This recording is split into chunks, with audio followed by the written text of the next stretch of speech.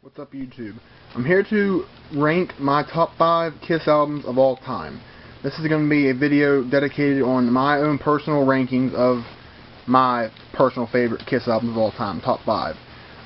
Kiss is my favorite band of all time, so this is a very hard task, and this list has changed a lot over the time, and it probably will change again. So I mean, obviously, subject to change, but I mean, this list is really hard, and Kiss has a lot of really good albums and a lot of great albums, and they're my favorite band, so that makes it that much harder because I like so much of their stuff. But this is just my own personal opinion on my personal favorite top 5. So I'm going to go ahead and get into it here, and as you can see here, at number 5 is 1976's Rock and Roll Over. This was their second album released in 1976, and this is just a great album. One of my all-time favorite album covers. I just love this album cover. And it houses some of the best Kiss songs of all time, and some of my personal favorite Kiss songs on this album. So it's just great. It was a follow-up to Destroyer, and this is some of the songs on here, are just awesome. Hard Luck Woman, Making Love, Take Me, I Want You, Calling Dr. Love, Mr. Speed. Those are just absolutely great songs on this album. And I think Hard Luck Woman is one of the all-time best Kiss songs. I absolutely love Hard Luck Woman. That's my favorite on here. And this album is very consistent. It's not quite as consistent as some of the others that I have in my top 5, so that's why it's only at number 5. But it's still a very, very good album. Probably great album, I would say. So, I mean, Rock and Roll Over is just classic, so awesome album. Coming in next at number 4, Kiss's first album in 1976, that being Destroyer. This is regarded as probably Kiss's biggest album, or at least studio album-wise, but, it houses some of the most iconic Kiss songs ever. I mean, this is the resurrected version, so I don't have, the other one, but same thing basically. But yeah, this album, obviously, it's great. It's on Rolling Stone magazine's top 500 albums. This is just a great album. It's overplayed, and it's kind of, people sometimes get bored with it now because it's overplayed, but I mean, some of the songs in here are just self-explanatory. Detroit Rock City, King of the Nighttime World, God of Thunder, Shout It Out Loud, Beth, Do You Love Me. Those 6 songs right there are 6 of Kiss's biggest songs ever. So I mean, what else can you say about this album and those songs? This is just a great album. That was a huge breakthrough album for Kiss, because this followed Kiss Alive, and this, they knew they had to keep up with, keep the pace up after Alive if they wanted to remain successful and get bigger, and that's exactly what they did. Destroyer is great. That's my number 4 favorite Kiss album. Coming in number 3, 1977's Love Gun.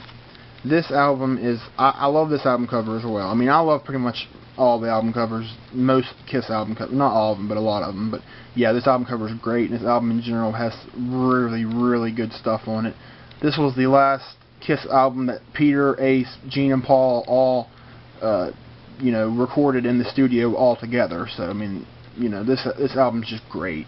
This is what it is. It's great. I think it's better. I think it's better than Destroyer, personally. That might be, some people might not think that, but whatever. Love Gun, Christine 16, Almost Human, Plaster Caster, Shock Me, I Stole Your Love. This album is so great. It's another very consistent album.